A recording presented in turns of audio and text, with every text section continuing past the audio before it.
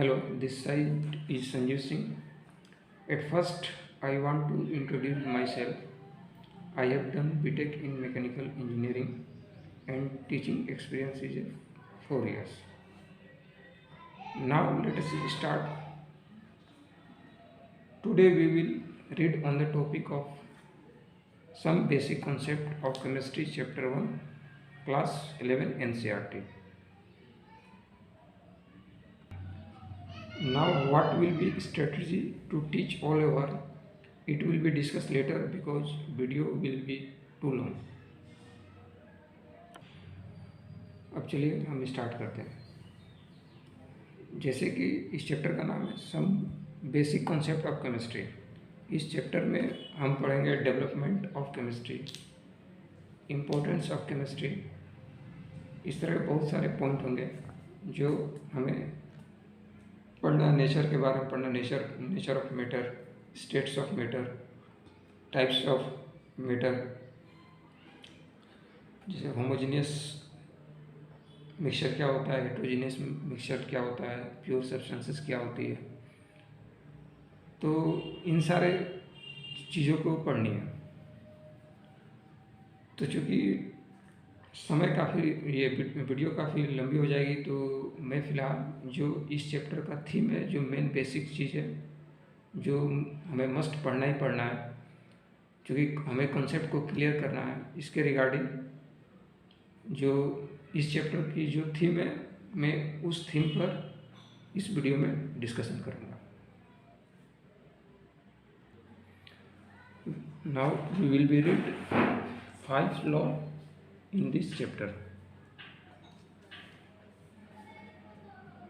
5 laws. वो law क्या क्या है हम पढ़ेंगे। Conservation of law of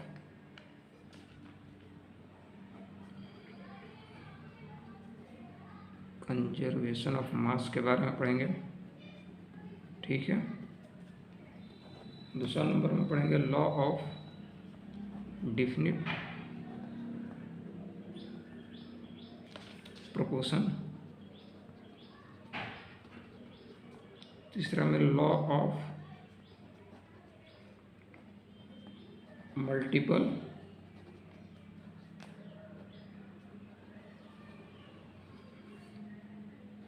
proportion. चौथा में हम पढ़ेंगे गैलिस-स्टोक्स लॉ।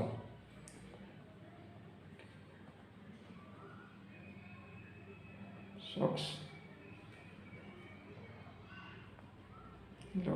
पांचवा एवोगैड्रो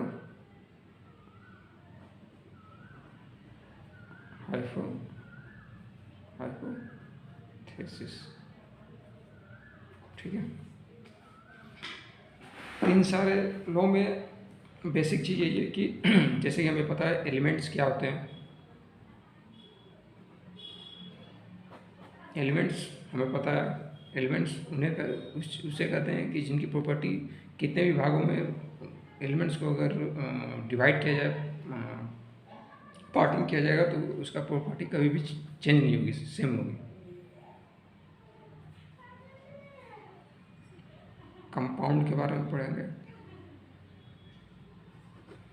दो एलिमेंट्स कंबाइंस करके कंपाउंड बनाएंगे। कंपाउंड में क्या होता है, जैसे कि मान लो दो एलिमेंट ए और बी है, दोनों मिलकर ए बी कंपाउंड बना, तो इस कंपाउंड का प्रॉपर्टी जो होगा इन दोनों एलिमेंट से डिफर होगा, जैसे कि हमें पता है। तो let's start law of conservation of मास।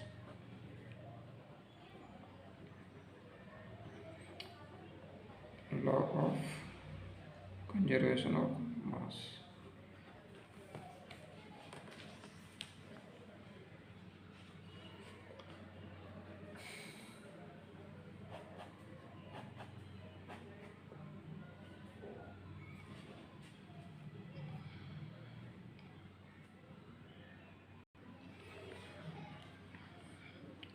इस लॉ को एंटोनी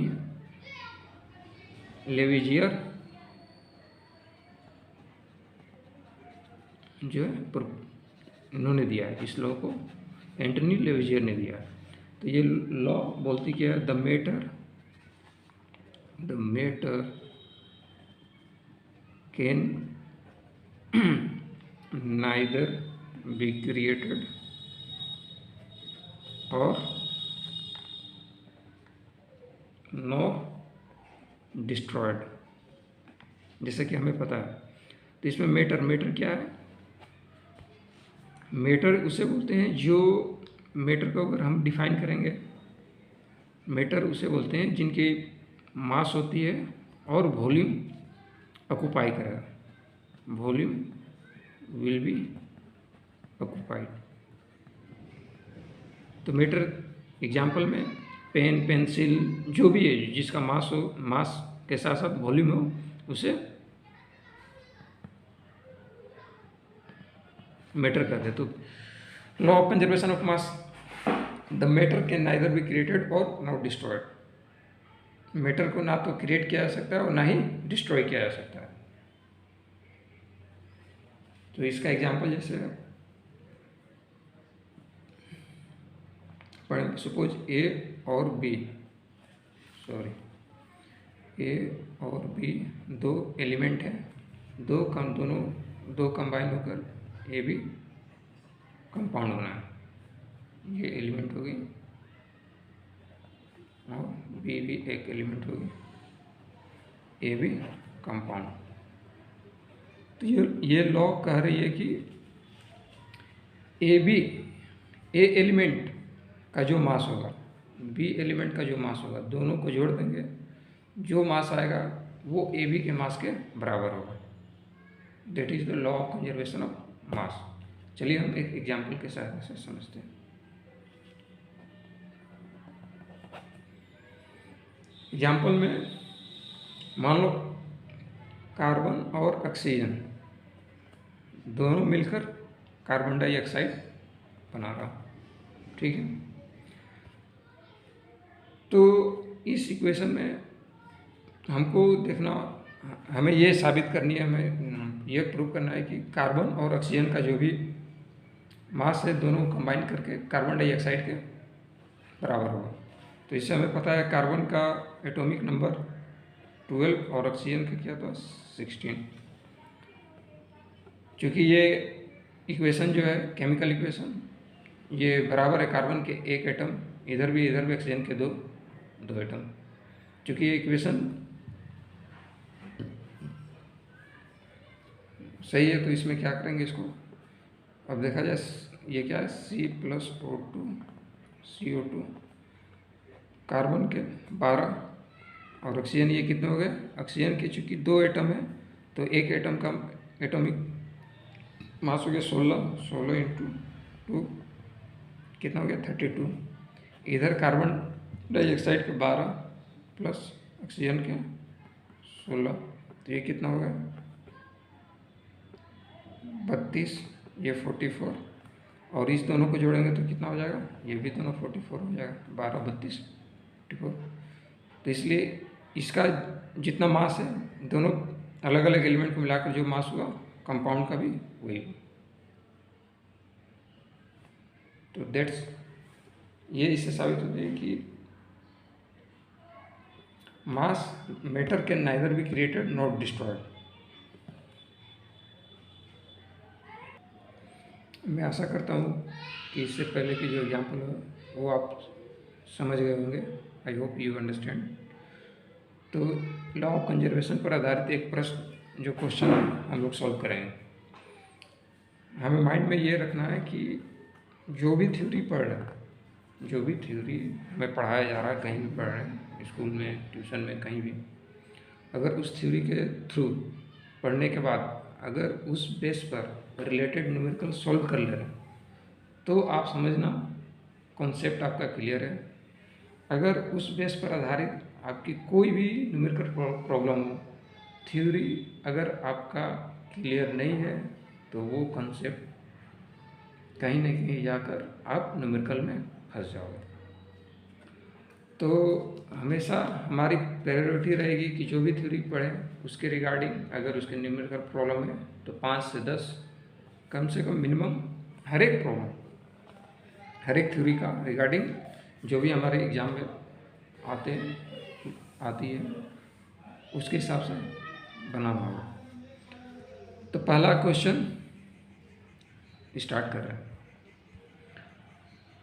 ये लॉ ऑफ कंजर्वेशन पर आधारित है, लॉ ऑफ कंजर्वेशन ऑफ मास।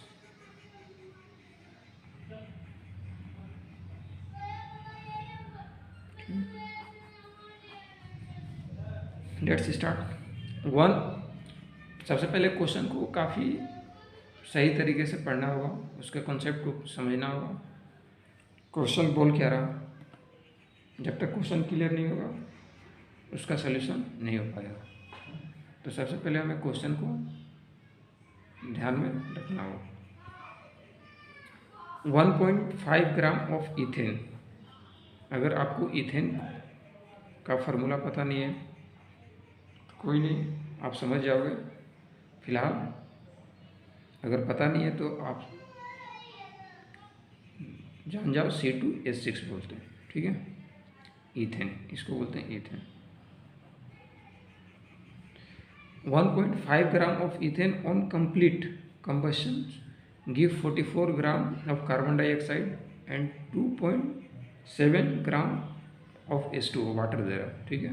तो so that the reaction always conservation of mass, इसको शो करना है। सो हमें क्या करना है कि ये जो रिएक्शन हो रहा है, जो केमिकल रिएक्शन हो रहा है, वो लॉ ऑफ कंजर्वेशन ऑफ मास को वैलिड कर रहा है कि नहीं, ठीक है। तो चलो स्टार्ट करते हैं। इथेन हमेशा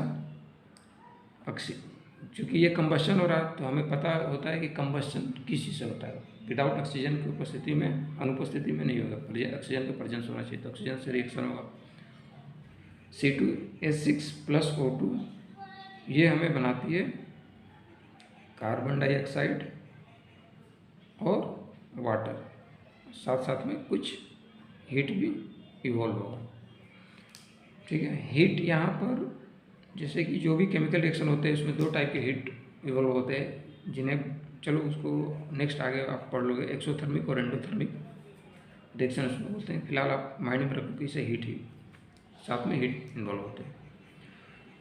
तो सबसे पहले हम क्या करेंगे, इस इक्वेशन को बैलेंस करेंगे, देखेंगे बैलेंस है कि नहीं। इक्वेशन आपको क्लियर है, C2H6 इथेन, ये ऑक्सीजन हो गया, दोनों रिएक्शन करके कार्बन डाइऑक्साइड बना रहा, वाटर बना रहा और हीट इवॉल्व हो रहा।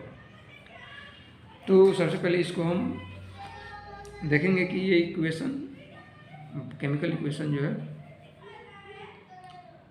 केमिकल रिएक्शन ये बैलेंस है कि नहीं। कार्बन का यहाँ पर 2, इधर एक ही है, ठीक है, इधर 6 है हाइड्रोजन, इधर 2 है। तो सबसे पहले इसको हमको बैलेंस करना हो, तो इसको क्या करेंगे, 2 से इधर मल्टीप्लाई करेंगे। इस चैप्टर में भी स्टेप है बैलेंस ऑफ इक्वेशन, आपको मैं फर्दर समझा दे रहा हूँ, बाद में वहाँ पर सही से मैं समझा दूँ। 4 हो गया। अब यहाँ ऑक्सीजन 2, ऑक्सीजन 1, इधर में ऑक्सीजन कितना, 4 2 6 1 7 से मल्टीप्लाई करो, 14, इधर में 6, अब देख लो बराबर हो गया, ठीक है। अब इसके बाद एक फार्मूला आपको ये याद होना चाहिए, नंबर ऑफ मोल्स। फिलहाल आप याद कर लो, इसके रिगार्डिंग भी टॉपिक है, वो ये फार्मूला ड्राइव हुआ कैसे, वो आपको मैं दूसरे लेक्चर में बताऊंगा।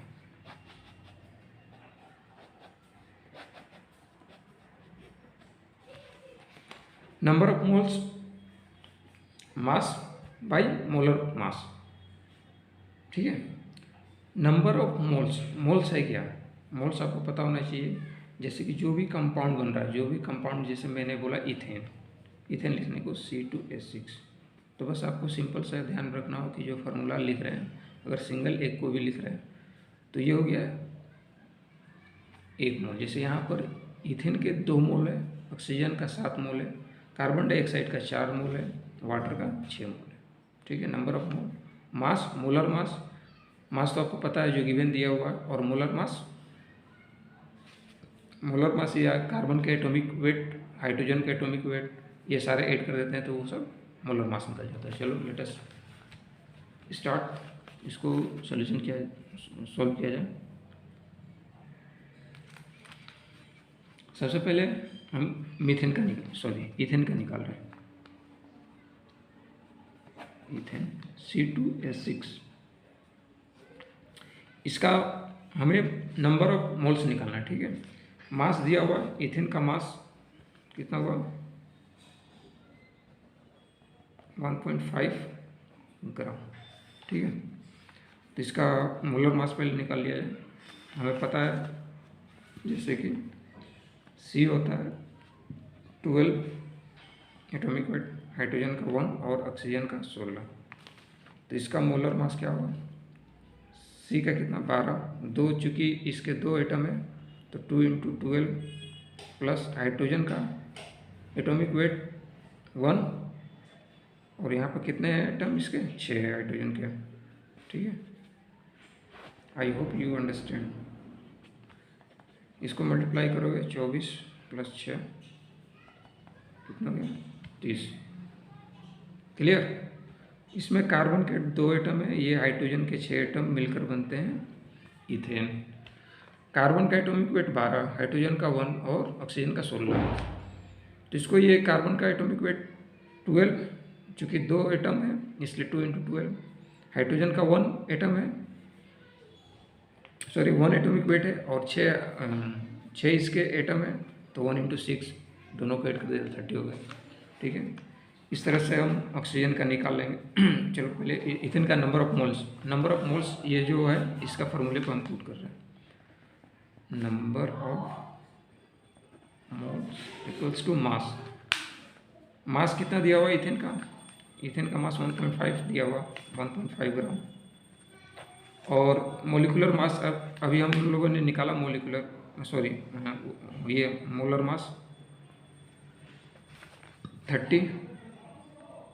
तो इसको डिवाइड करेंगे तो ये कट गया 1/20/0.05 ये मोल्स। अब देखो क्वेश्चन में 1.5 ग्राम इथेन दिया हुआ। ठीक है, इसका मतलब 1.5 ग्राम इथेन में हम लोग का नंबर ऑफ मोल्स इथेन के कितने निकले, 0.005। हम लोग ये मोल निकालने की ज़रूरत क्यों है, क्योंकि हमें यहाँ पर चूँकि कार्बन डाइऑक्साइड का ये तो मास दिया हुआ, ऑक्सीजन का हमें पता नहीं है, तो हमको ऑक्सीजन का मेन मास निकालना है, इसलिए हमें इसका नंबर ऑफ मोल्स निकालने की ज़रूरत हुई। इसका यूज कहाँ हो रहा है अभी आगे पता चलेगा। नंबर ऑफ मोल्स 0.05 मोल्स हो गए। अब ऑक्सीजन का हम निकाल रहे हैं मोलर मास, ऑक्सीजन का मोलर मास ऑफ O2 2 × 16 32। ठीक है, अब देखो हम इस इक्वेशन पर आ रहे हैं फिलहाल। इस इक्वेशन में अगर आप ध्यान दोगे तो 2 मोल इथेन का ऑक्सीजन के 7 मोल से कंबाइन कर रहा है। ठीक है, 2 mole of ethane combines with 7 mole O2. Since 2 mole of ethane combines with 7 mole of O2, तो हमें निकालना है कि 0.05 मोल्स में कितने ऑक्सीजन उससे ये होगा, इसलिए 1 मोल में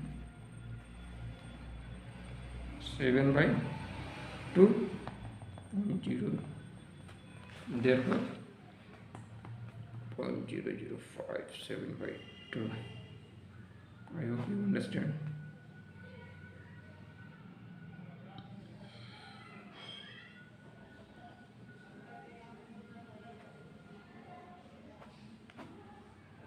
चौका 20/40,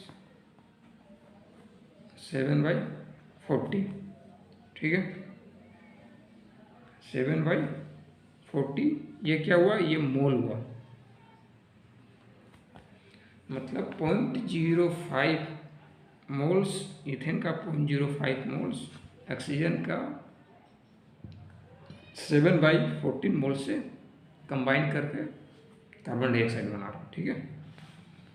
तब हमको ये मोल निकल गया। अब हमें क्या मेन मोटिव क्या है कि हमको मास निकालना है, क्योंकि इथेन का मास दिया हुआ, कार्बन डाइऑक्साइड का मास दिया हुआ और वाटर का भी मास दिया हुआ, तो हमें ऑक्सीजन का मास निकालना है। तो ये नंबर ऑफ मोल्स निकल गया, अब हमें मास निकालना है।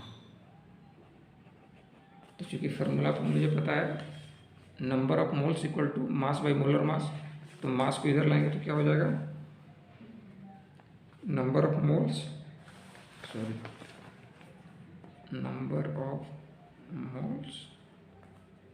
Multiply molar mass.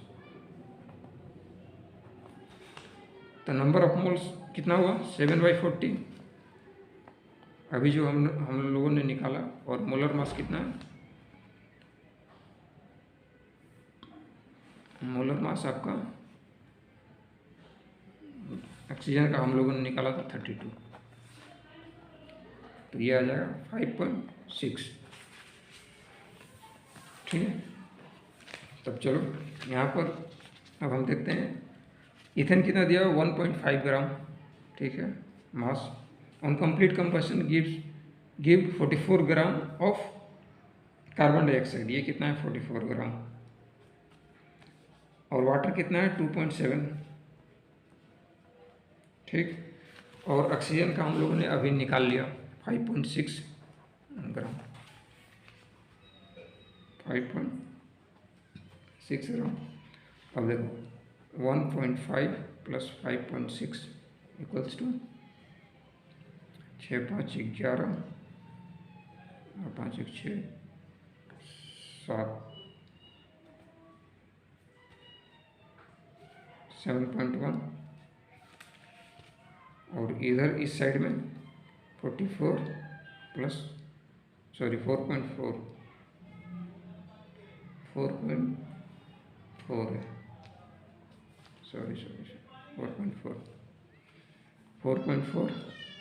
तो 7 × 4 = 11, ये 7.1 ग्राम रिएक्शन से पहले का और 7.1 ग्राम रिएक्शन के बाद। यहाँ पर एक चीज़, जब भी हम केमिकल रिएक्शन को बैलेंसिंग करेंगे तो ये जो एरो है ये हट जाती है और इसको बराबर में लिखते हैं, जैसे कि मैं यहाँ लिख दे रहा हूँ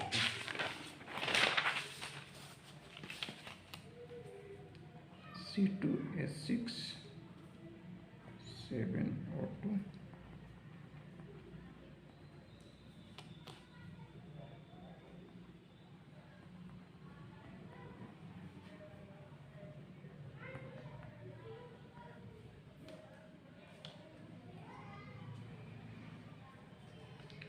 ठीक है।